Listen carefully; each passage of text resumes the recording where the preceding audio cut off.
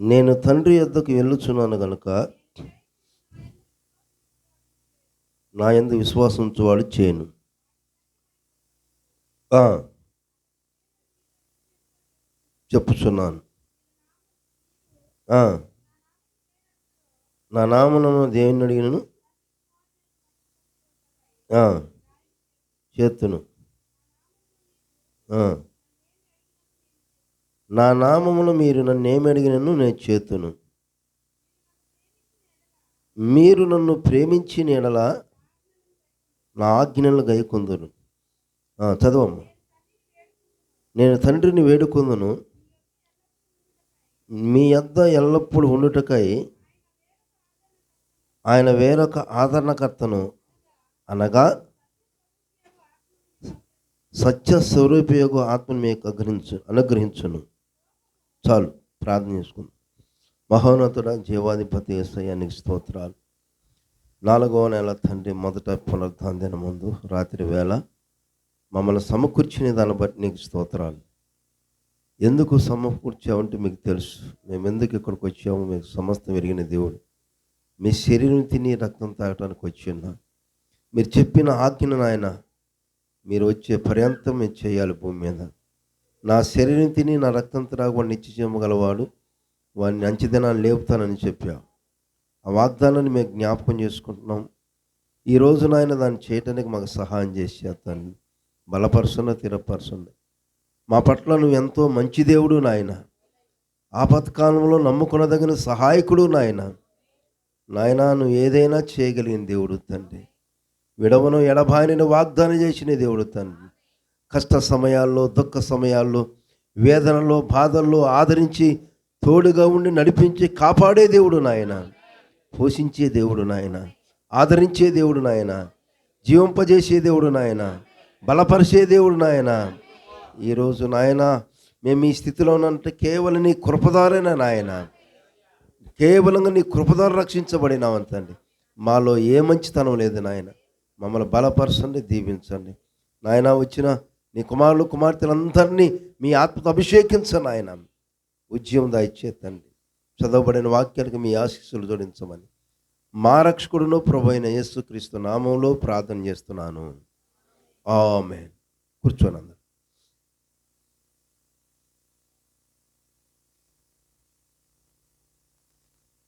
అందరం చెబుదాం గట్టిగా. రెండో స్థలం చెబుదామా? గట్టిగా చెప్పాలి. హల్లెలూయా, హల్లెలూయా. చేతులు లేపట్ల, చేతులు ఉన్నాయి లేవా మరి? హల్లెలూయా. మంచిది. రాత్రికాల సమయంలో చదవబడిన వాక్యాల నుంచి మనం చిన్న ఒక వర్తమానాన్ని తెలుసుకుందాం. ఆ వర్తమానం అంశం ఏంటంటే ఆదరణకర్త. అందరు చెప్పాలి. ఏంటి అంశం? ఏంటి? ఆదరణకర్త. దేవుడు తన ప్రజలను ఎల్లప్పుడూ కూడా ఆదరిస్తూ కాపాడే దేవుడు. ఏ సమయంలో అయినా, ఎక్కడున్నా, ఏ స్థితిలో ఉన్నా ఆయన బిడ్డలకు తోడుగా ఉండి ఆదరించి కాపాడుతాడు. నువ్వు ఏ సమయంలో, ఏ స్థితిలో నుండు నిన్ను విడిచిపెట్టే దేవుడు కాదు ఆయన. ఎలాంటి పరిస్థితులు వచ్చినా నిన్ను విడిచిపెట్టడు ఆయన. నీకు తోడుగా ఉంటాడు ఆయన. ఆదరించే దేవుడు, బలపరిచే దేవుడు, ఆశీర్వదించే దేవుడు, దీవించే దేవుడు ఆయన. కనుక ఆయన మాట మనకు ఆదరణ, ఆయన వాక్యమే మనకు ఆదరణ. బైబిల్ గ్రంథంలో దేవుడు ఆయన ఎన్నుకున్న వారిని ఏ విధంగా ఆదరించాడో, ఆయన పిలిచిన వారికి ఏ విధమైన ఆదరణ చేశాడో, ఆదరణగా ఉండి చూపించాడో మరి కొంతమందిని మనం చూద్దాం.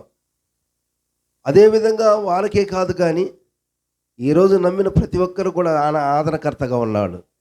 మిమ్మల్ని అనాథలుగా విడవనని చెప్పాడు ఆయన.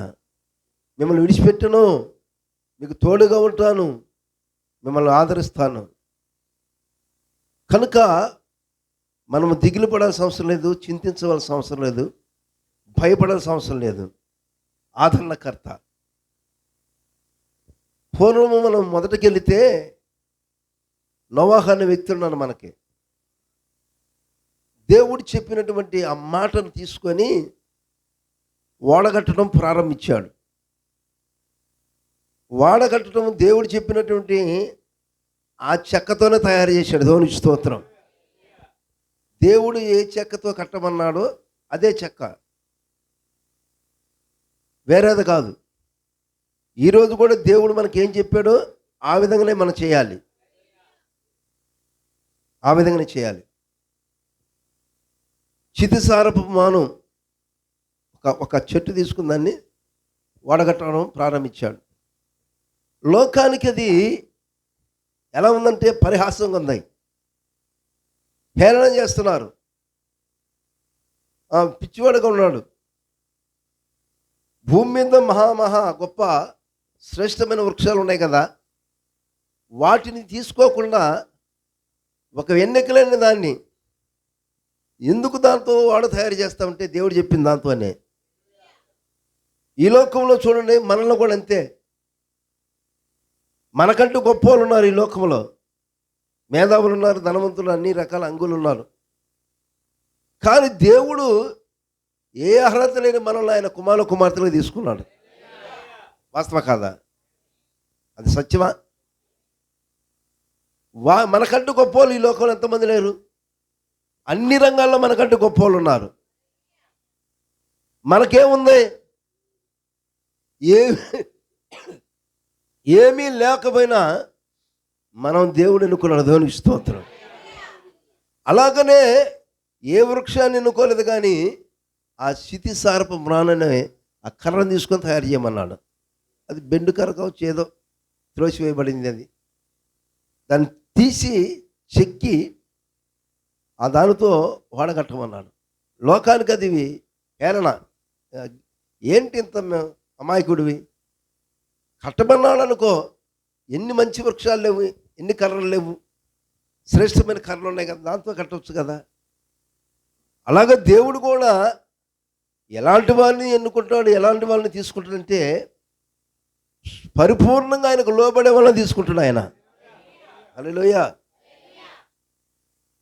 ఆయనకు తెలుసు ఎవరు లోబడతారో, ఎవరైతే వాళ్ళు మాట వింటారో, ఎవరైతే వాక్యం కోసం నిలబడతారో ఆయనకు బాగా తెలుసు. అలాంటి వాళ్ళని తీసుకుంటాడు ఆయన. కనుకనే లోకం ఏమనుకున్నా, ఎలాంటి కార్యాలు చేసినా, గేలి చేసినా, అవమానపరిచినా, నానా రకాలుగా మాట్లాడినా, సైన్స్కు భిన్నంగా ఉన్నా, ఇంకా చూడండి, ఆయన వాడటగా ఎక్కడ కట్టాలంటే సముద్రం దగ్గర కట్టాలి, సముద్రం ఒడ్డున కట్టాలి కదా వాడ కడితే. ఇప్పుడు వాడ ఎక్కడ కడుతున్నా ఆయన? కొండ మీద కడుతున్నాడు. ఈ లోకానికి ఎలా ఉంటుంది చెప్పండి? లోకానికి ఎలా ఉంటుంది? వెరితనమా కాదా? ఇప్పుడు పడవ కానీ ఓడ కానీ తయారు చేసేవాళ్ళు ఎక్కడంటే సముద్రం ఒడ్డున దాన్ని తయారు చేసి దాంట్లో తీసుకెళ్తారు. కానీ నోవాహు ఎక్కడో ఎత్తైన స్థలంలో కడుతుండవు. ఈ ప్రపంచానికి విరుద్ధమా కాదా? ఏంటి అసలు ఇతను? నానా రకాలుగా ఈరోజు కూడా మనకు అంతే, మన కూడా అంతే. మనం కూడా ఎవరికి లేనిదేంటి, వీళ్ళకేంటి? ఏంటిది వీళ్ళకి ప్రత్యేకత? వీళ్ళ విధానం ఏంటి? వీళ్ళ పద్ధతి ఏంటి? ఇంతకాలం మేము భక్తి చేసేది తప్ప, మేము చెప్పే వాక్యం తప్ప అంటే మేము దేవుడు నమ్మట్లేదా? దేవుడు మనతో మాట్లాడలేదా? మరి మేము చేసే బోధ సరైంది కదా? మరి దేవుడు లేకపోతే మేము ఇంత సేవ ఎందుకు చేస్తాం? దేవుడు మాతో ఉంటే, లేకపోతే ఇంత గొప్ప మందిరాన్ని ఎందుకు కట్టుకుంటాం? ఇంతమంది ప్రజలు ఎందుకు వస్తారు? వీళ్ళేంటి? గుర్తుపెట్టుకో, లోకానికి అది బాగా ఉండొచ్చు, లోకానికి కనిపించవచ్చు, కానీ దేవుని దృష్టిలో సరైందా కాదో చూడు. వాక్య ప్రకారంగా సరైందా కాదో చూడు. ఆ సమయంలో, అలాంటి సమయంలో ప్రపంచమంతా ఒక పక్కుండి నోవాహు ఒక్కడే ఒక పక్కున్నాడు. దేవునికి స్తోత్రం. ఇప్పుడు ఆదరణ ఎవరంటే దేవుడే. ఆయన మాటే నాకు ఆదరణం. దేవుడే నోవాహుకి ఆదరణ. ప్రపంచం హేళన చేసినా, ప్రపంచం గేలి చేసినా, అవమానాలు చేసినా, నిందలు మోపినా, నానా రకాలుగా మాట్లాడినా, లోకమంతా తిరస్కరించిన ఆ సమయంలో నోవాకి దేవుడే ఆదరణగా ఉన్నాడు. ఆయన వాక్యమే ఆదరణ. అందుకోసమే నిలబడ్డాడు ఆ సమయంలో. లోకం ఏమనుకున్నా పర్వాలేదు, లోకం ఏ విధంగా నిందలు మోపినా పర్వాలేదు, లోకం ఏ విధంగా హేళన చేసినా పర్వాలేదు, లోకము నుండి పిచ్చివాడన్నా పర్వాలేదు, కానీ దేవుని మాట సత్యం. దేవునికి స్తోత్రం. దేవుడు చెప్పింది నెరవేర్చి తీరుస్తాడంతే. ఆయన మాట తప్పిపోదు. అందుకోసమే ఆ సమయంలో, కష్ట సమయంలో, ఆ శ్రమల మధ్యలో, హేళన మధ్యలో, అవమానాల మధ్యలో ఆయనను ఆదరించింది ఏంటంటే దేవుని యొక్క వాక్యమే. దేవుని మాటే ఆదరణ ఇచ్చింది. దేవుడే ఆదరణగా ఉన్నాడు. దేవుడు అతను నడిపిస్తున్నాడు. పరిపూర్ణంగా చేయడానికి కారణం అది. దేవునికి స్తోత్రం. ఆదరణ అర్థమైందా? ఎవరో ఆదరణ కాదు, ఏ మనిషి యొక్క మాట ఆదరణ కాదు. ఈరోజు నీకు నాకు కూడా మనకు కూడా అంతే. నిజమైన ఆదరణ దేవుడే ఇవ్వాలి. దేవునికి స్తోత్రం. అది శాశ్వతంగా ఉంటుంది. అక్కడ నువ్వు ఆదరించినా నేను ఆదరించినా అది ఎంతకాలం ఉంటే కొద్ది కాలమే ఉంటుంది. కానీ దేవుడిచ్చేటి ఆదరణ చాలా శాశ్వతంగా ఉంటుంది. దేవునికి స్తోత్రం. ఎంతో అది ఆనందకరంగా ఉంటుంది, బలంగా ఉంటుంది. అది చూడండి, ఎన్ని పరిస్థితులు వచ్చినా అక్కడ, ఎలాంటి పరిస్థితులు అయినా సరే ఆ నోవాకి దేవుడే ఆదరణగా ఉన్నాడు. ఆయన మాటే. అందుకోసం ఎవరిని లెక్క చేయాలా, ఎవరి మాట తీసుకోవాలా, ఎవరికి భయపడాలా, ఎవరికి కలవగ్గరా. నో నో నో నో మీరు ఏమైనా అనుకోండి, నన్ను పిచ్చివాడు అనుకోండి, నానా రకాల పేర్లు పెట్టండి, నా గురించి ఏమైనా చెప్పుకోండి, నన్ను ఏమైనా హేళన చేసుకోండి, కానీ దేవుడు మాట సత్యం. దేవుడు మాటకు నెరవేరి తీరుద్ది అక్కడ. కారణం ఏంటంటే ఆయనే ఆదరణ ఇచ్చే దేవుడు ఆయన. అలాగనే ఏబు యొక్క కాలంలో చూస్తే ఏబుకు ఆదరణ ఎవరంటే దేవుడే.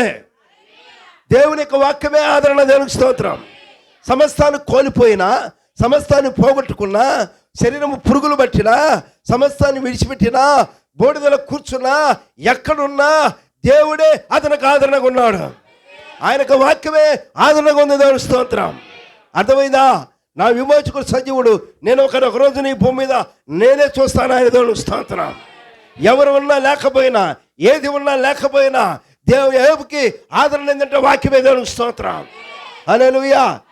స్నేహితులు గేలి చేశారు, రహస్య పాపం అన్నారు, ఆదరించడానికి బదులుగా ఏలెత్తి చూపించారు, ఆదరించడానికి బదులుగా హేళన చేశారు, రహస్య పాపం అని చెప్పారు. అందుకని నీకు పరిస్థితి వచ్చిందన్నారు, అందుకని నీకన్నా అన్ని దూరం అయిపోయి ఉన్నారు, నీ హృదయంలో పాపం చేశావు, రహస్యంగా చేశావు, అందుకని నీకు ఈ స్థితి వచ్చిందన్నాడు. యోబుకు తెలుసు ఏ పాపం చేయలేదని. దేవునికి స్తోత్రం. అలాగే మనకు తెలుసు ఏ స్థితిలో ఉన్నావు. దేవునికి స్తోత్రం. దేవుడు మన హృదయాలను చూస్తున్నాడు. ఆయన మన తలంపులు ఎరిగిన దేవుడు. ఆయన మన ఆలోచనలు ఎరిగిన దేవుడు. ఆయన ప్రజలు ఏమనుకున్నా పర్వాలేదు, లోకం ఏమనుకున్నా పర్వాలేదు, ఎవరు ఏమనుకున్నా పర్వాలేదు, కానీ దేవుడు మన సంగతి చూస్తున్నాడు. ఆయన మాట మనకు ఆదరణ. హల్లెలూయా. ఎవరెవరుకున్నా పర్వాలేదు, దేవుని వాక్యం మనకు ఆదరణ. ఏబుకు ఆదరణ వాక్యమే. ప్రతిరోజు బలి అర్పించేవాడు, ప్రతిరోజు దేవుని ఆరాధించేవాడు, దేవునికి సమర్పించుకున్నాడు. దేవునికి స్తోత్రం. ఆదరణ అది. అలాంటి స్థితులు అన్నీ పోయినప్పుడు ఏమనాలి చెప్పండి జనం? ప్రజలు ఏమనాలి? అంత భక్తిపరుడు కదా, అంత భక్తిపరుడు అయితే మరి ఎందుకైంది నీకిట్లా? మనల్ని అంటారు లేదా? నీవే చెప్పే వాక్యం సత్యమైతే, దేవుడు నిన్నే పిలిస్తే, దేవుడు నిన్నే అనుకుంటే నీకెందుకైంది ఇలా? అయితే సార్ అయిద్ది, కావాలి కూడా. ఎందుకు తెలుసా? నువ్వు ఆ సమయంలో ఎలా నిలబడతావు చూస్తాడు ఆయన. అర్థమైందా? భయపడడు. దేవుని కుమారుడు కుమార్తెలు భయపడరు. శ్రమలు వచ్చినప్పుడు భయపడరు, వ్యాధులు వచ్చినప్పుడు భయపడరు, శత్రువులు ముగినప్పుడు భయపడరు, సమస్యలు చుట్టుముట్టినప్పుడు భయపడరు, ఎలాంటి పరిస్థితులైన ప్రవర్తనలోని వర్తమానంలో ఎప్పుడు కూడా వాళ్ళు భయపడరు. ఎందుకు తెలుసు? వాళ్ళకి ఆదరణ దేవుడే ఉన్నాడు. వాక్యమే వాళ్ళకి ఆదరణ అయింది. ఎట్టి పరిస్థితులు వాళ్ళు వెనకనే లేరు, వాళ్ళు జారిపోరు. అర్థమైందా? ఎలాంటి పరిస్థితులు అయినా రాని వాళ్ళు వెనకడిగారు, జారిపోరు. ఎందుకు తెలుసా? ఆ మాటే వాళ్ళకి ఆదరణ. దేవుని మాట. ఏబు కూడా దేవుడి మాట ఆదరణ. ఎన్ని పోయినా పర్వాలేదు అంతే. భార్య పోయింది, బిడ్డలు పోయిన, ఆస్తులు పోయిన, అన్ని పోయి శరీరం పురుగులు బట్టి బోడిదలో కూర్చున్నాడు ఆయన, పెంకు పెట్టి గీక్కుంటున్నాడు ఆయన. ఏమైనా అనుకోని అందరూ వచ్చారు, స్నేహితులు వచ్చారు. ఏంటి నీకు పరిస్థితి వచ్చింది, ఎందుకు నీకు పరిస్థితి, ఎందుకు జరగాలట? జరుగుద్ది. నిజమైన దేవుని బిడ్డలకే జరుగుద్ది. దేవునికి స్తోత్రం. హల్లెలూయా. నిజంగా దేవుని కుమారులు కుమార్తెలకు ఇలా కార్యాలు జరుగుతాయి. పరీక్షించబడుతున్న వాళ్ళు దుర్బీజులు కాకున్నట్లు దేవుని చేత పరీక్షించబడాలి. భయపడద్దు. అలాంటి సమయంలో, అలాంటి పరిస్థితుల్లో దేవుని యొక్క మాటే ఆదరణ. దేవునికి స్తోత్రం. దేవుని యొక్క వాక్యమే ఆదరణ. ఎవరు కూడా ఆదరించలేదు. ఈరోజు నీకైనా నాకైనా ఎవరికైనా ఆదరణ దేవుడే. దేవుడే మనకు ఆదరణగా ఉన్నాడు. దేవుని వాక్యం మనకు ఆదరణ ఇచ్చేది, విశ్రాంతినిచ్చేది వాక్యమే, మనల్ని బలపరిచేది వాక్యమే, మనల్ని నిలబెట్టేదాని వాక్యమే, మనల్ని బ్రతికిచ్చేదాని వాక్యమే. ఏ స్థితిలో ఉన్న వాక్యమే మనల్ని సరి చేసేది, చివరి వరకు నడిపించేది వాక్యమే. ఏ వ్యక్తి కాదు మనకు ఆదరణ, ఏ లోకంలో ఎవరు కాదు మనకు ఆదరణ. గుర్తుపెట్టుకో, నీకు నాకు మనందరికీ నిజమైన ఆదరణ ఆయన వాక్యమే, ఆయన మాటే. నిజమైన ఆదరణ ఇచ్చేది ఆయన ఒక్కడే. కురికిపోవద్దు, భయపడొద్దు, దిగులు పడవద్దు. ఏవైనా పర్వాలేదు. దేవునికి స్తోత్రం. మనం నమ్మిన దేవుడు నమ్మదగిన వాడు, మారణ దేవుడు ఆయన, మార్పు లేని వాడు ఆయన. అందరు చెప్పాలి గట్టిగా, గట్టిగా హల్లెలూయా. ఇంకా అసలు ఆయన ఆదరణ కత్తుకుంటే నీకెందుకు, మనకెందుకు భయం? ఏదైనా రాని, ఏదైనా పోయినాయి, ఆయనే మనకు ఆదరణ. హల్లెలూయా. ఏబుకు ఆదరణ దేవుడే, నా వాక్యమే. అబ్రహాముకి దేవుడే ఆదరణ. దేవునికి స్తోత్రం. వృద్ధాప్యములో వాగ్దానం చేశాడు. 75 సంవత్సరాల వయసులో, శారాకు 65 సంవత్సరాల వయసులో బిడ్డనిస్తానని వాగ్దానం చేస్తే, ఆ వాగ్దానాన్ని పట్టుకొని వారు కొనసాగుతున్నప్పుడు, వారు వెళ్తున్నప్పుడు లోకమంతా ఆయన చూసి ఎన్నెన్నో రకాలుగా మాట్లాడారు. ఈ వయసులో నీకు బిడ్డ పడతారా, నువ్వు నమ్మావా, ఇది వాస్తవేనా అని అనేక రకాలుగా మాట్లాడచ్చు, అనేక విధాలుగా హేళన చేయొచ్చు. మృతత్వంలో ఏమైనా శారా గర్భం ఉడికిపోయింది కదా, ఈ వయసులో నీకు బిడ్డలు పడతారంటే ఏ వయసులైనా పుట్టించగలడు ఆయన, ఏదైనా చేయగలడు ఆయన. ఆయనకు అసాధ్యమైన కార్యం ఏది లేదు, ఆయనకు సమస్తం సాధ్యము. హల్లెలూయా. రుణస్థాలు చెప్పు గట్టిగా, అందరు గట్టిగా చప్పట కొట్టు. కొట్టు. హల్లెలూయా. ఆయనకు అసాధ్యమైంది ఉందా? దేవుడు ఇచ్చాడా లేదా ఆదరణ? ఏమైనా అనుకొని పని. బిడ్డలు లేరు కాబట్టి, పాపం బిడ్డలు లేరు కాబట్టి వాళ్ళకి ఆశ. ఎవరికైనా అంతే, బిడ్డలు లేని వాళ్ళకి ఎవరో ఒకళ్ళు ఇందాక చెప్పినట్టుగా వాళ్ళకు మగ పిల్లగాళ్ళు, వీళ్ళకు దేవుడు ఎవరిని ఇచ్చే, దేవుడు ఎవరినిచ్చినా పర్వాలేదు. మగ ఆడని ఆడలేదు, అసలు ఇవ్వాలి కదా గర్భఫలం. ఒక్కొక్కరు ఏంటంటే ఆడబిడ్డలే కదా. ఎందుకంటే వాడికి వంశం లేదని బాధ, అదొక బాధ. ఆడపిల్ల ఉన్నదనుకో, బిడ్డలు ఉన్నారు కానీ వంశం ఏది? అదే ఏ వంశం ఉంది, ఏం చేస్తాం? అసలు వంశం మందైతే దేవునికి స్తోత్రం. అర్థమైందా? మనం ఆయన బిడ్డలు అయితే. అర్థమైందా? అసలు ఇచ్చాడో లేదు నీకు, ఎవరినైతే నీకు ఇచ్చాడు కదా, గుడ్రలతనం తీసేశాడు కదా, అది గొప్ప సంగతి కదా. బిడ్డలు ఇచ్చాడు చాలు. చూడండి, అబ్రహాంకి ఆదరణ ఆయన ఉంది. దేవుడు ఖచ్చితంగా వాగ్దానం చేశాడు, నాకు కుమారుని ఇస్తాడు, నాకు కుమారుని ఇస్తాడు. ఆయన వాగ్దానం చేశాడు. వాగ్దానం చేసిన దేవుడు నమ్మదగిన వాడు. నమ్ము వాగ్దానాన్ని. నువ్వు కూడా, నేను కూడా తీవ్రమైన సరే ఆయన వాగ్దానం పట్టుకో, గట్టిగా పట్టుకో, విడిచిపెట్టు మాకు.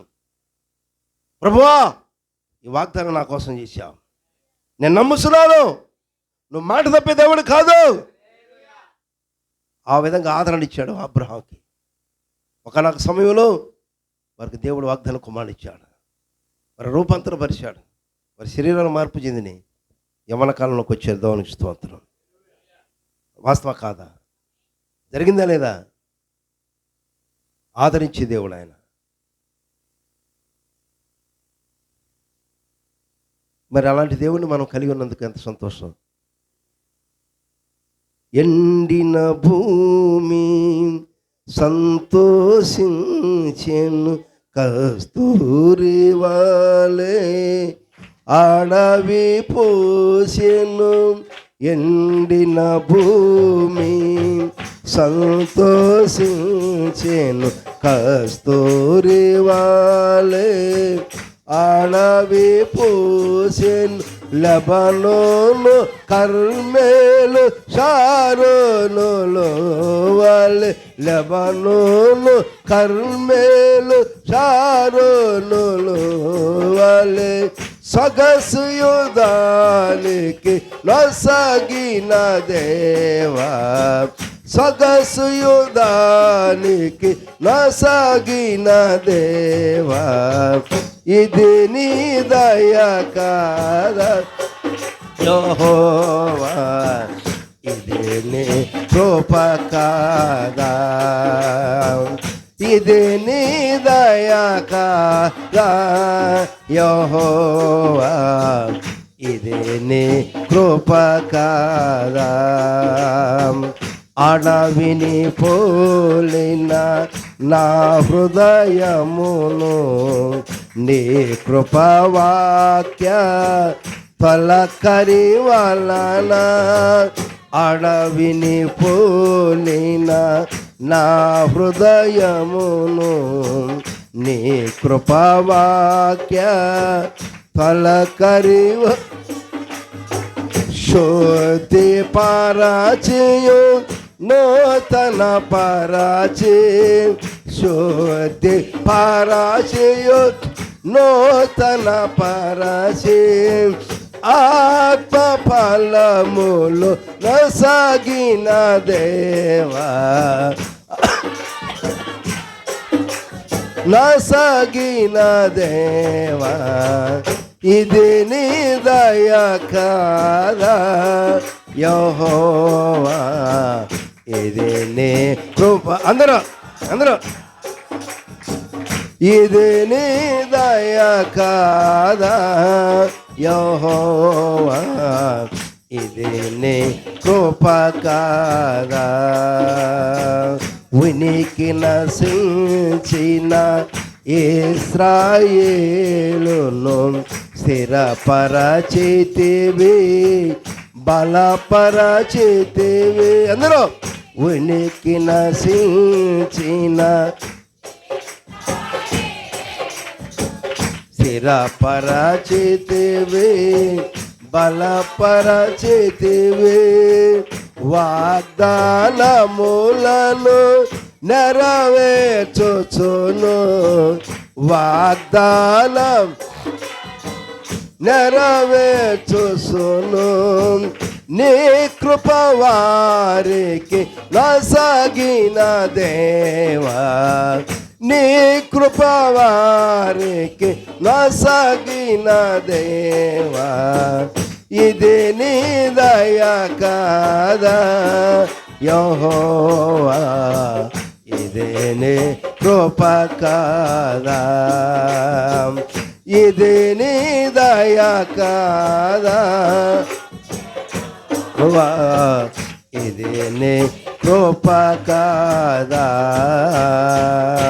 హల్లెలూయా, హల్లెలూయా. ఆయన ఆదరించే దేవుడు. ఆయన ఒక్కగానొక కుమారుడు చనిపోయినప్పుడు దేవరాలకి ఓ శవంతో వస్తున్నప్పుడు ఆ చనిపోయిన శవాన్ని ఓ నిత్యముగా మోసుకొని వస్తున్న సమయంలో జీవము ఎదురైంది. దేవునికి స్తోత్రం. మరణం ఒక పక్క వస్తుంది, జీవం ఒక పక్క వస్తుంది, రెండు ఒక చోట కలుసుకున్నాయి. ఎప్పుడైతే జీవాన్ని మరణం కలుసుకుందో, మరణాన్ని జీవం కలుసుకుందో, మరణం ఓడిపోయింది. హల్లెలూయా. ఆదరించింది ఆ మాట, ఆయన మాట బతికించింది, ఆయన మాట ఆమెకు ఆదరించింది. నీకైనా నాకైనా ఆదరించేది దేవుడు. ఆయన వాక్యమే ఆదరించేది, ఆయన మాటే ఆదరించేది. భయపడొద్దు, దిగులు పడొద్దు, కృంగిపోవద్దు. ఆయన కళ్ళు చూడు, ఆ వాగ్దానం కళ్ళు చూడు. ఆదరించే దేవుడు ఆయన, ఆయనే ఆదరణకర్త. హల్లెలూయా. తిరిగి లేచాడు ఆయన. విధవరాలు కుమారుడు తిరిగి బ్రతికించాడు. ఆదరణ. వాస్తవా కాదా? అందరు చెప్పాలి గట్టిగా. హల్లెలూయా. దేవుని మాటే ఆదరణ ఇచ్చింది. 2000 దెయ్యాలతో సమాధిలో ఉండి, దూరముగా ఉండి, కుటుంబానికి దూరంగా ఉండి, భార్య బిడ్డలకు దూరంగా ఉండి, సమాజానికి దూరంగా ఉండి, బంధువులకు దూరంగా ఉండి, దెయ్యములతో బాధపడుతూ సమాధుల్లో తిరుగుతున్న వ్యక్తికి యేసుక్రీస్తు కలుసుకున్నప్పుడు దెయ్యాలను వెళ్ళగొట్టాడు. దేవునికి స్తోత్రాలు. ఆ వ్యక్తికి ఆదరణ వచ్చింది, స్వస్థత పొందుకున్నాడు, బాగుపడ్డాడు, తిరిగి వస్త్రాలు కట్టుకున్నాడు, ఓ నిత్యముగా మరలా గృహానికి వెళ్ళాడు, భార్య భర్తలతో కలుసుకున్నాడు, సమాజంలో ఉన్నాడు. ఎవరు ఈ కార్యం చేసింది? దేవుడు.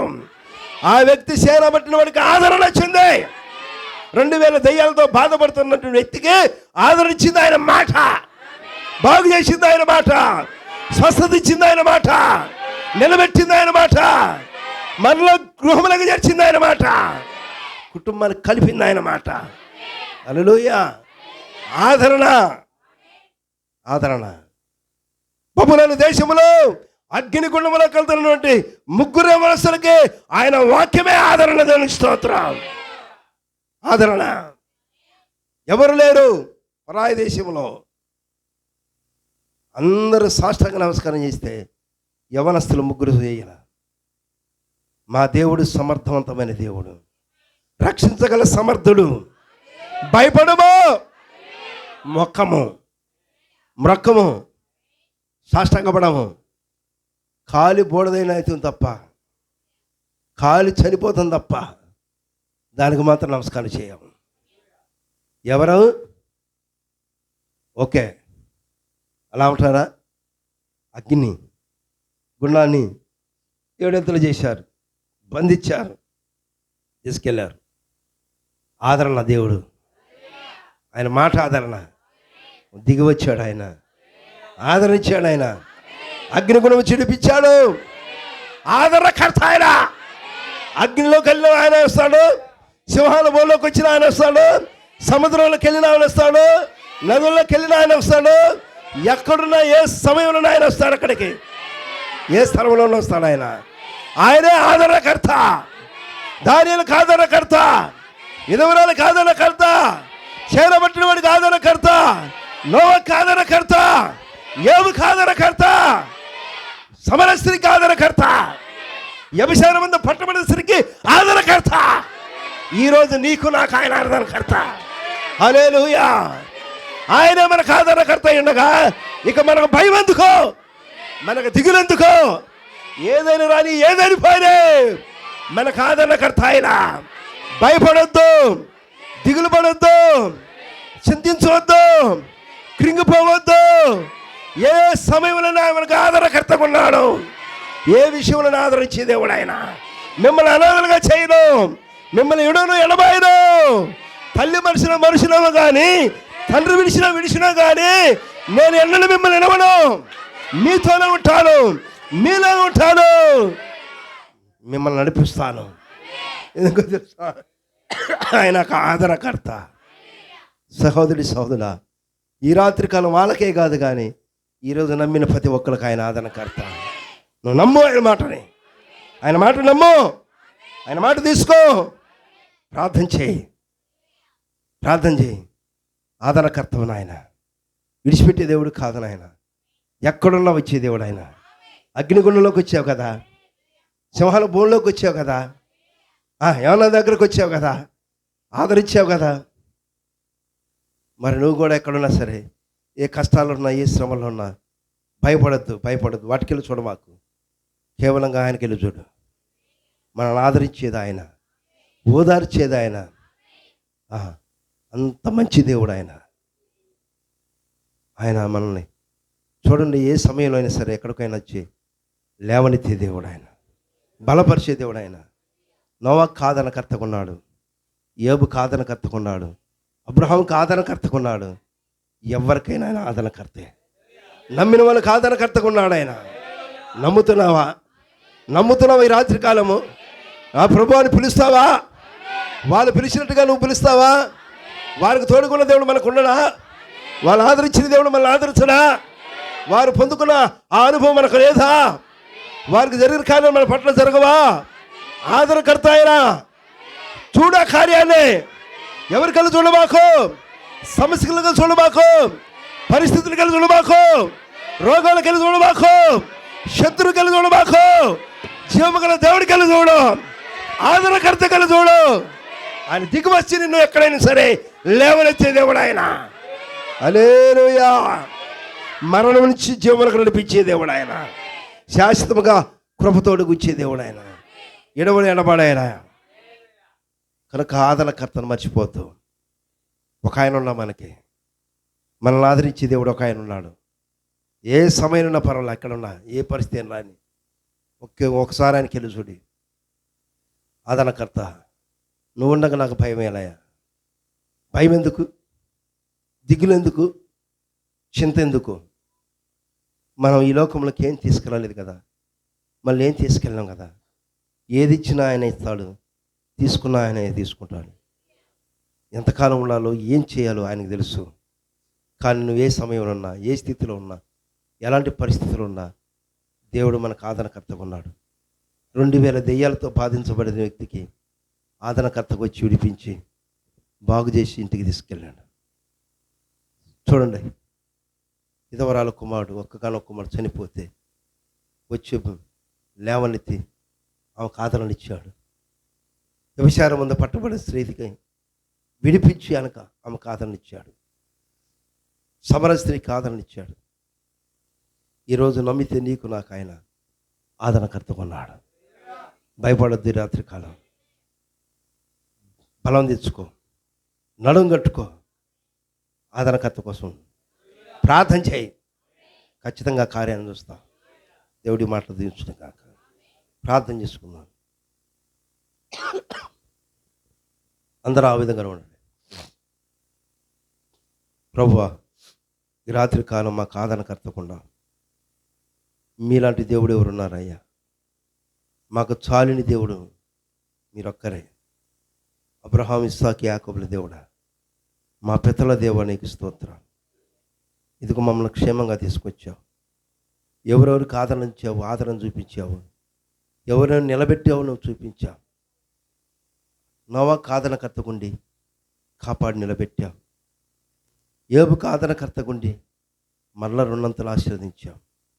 నోవాకి అలాగే అబ్రహాంకి, భక్తులందరికీ, నమ్మిన వాళ్ళకి తండ్రి ఆదరణకర్తకుండా ఈరోజు నాయన ఈ చివరి కాలంలో మాకు నువ్వు ఆదరణకర్తకుండా దేవ ఇంతవరకు క్షేమంగా కాపాడి నడిపించావు. ఈ కార్యక్రమాన్ని ఇక జరగబోయే కార్యక్రమం అంతట్లో తోడుకోండి. మీరు అధ్యక్షుడు ఉండి నీ శరీరనిధి, నీ రక్తం తాగడానికి సహాయం చేయి.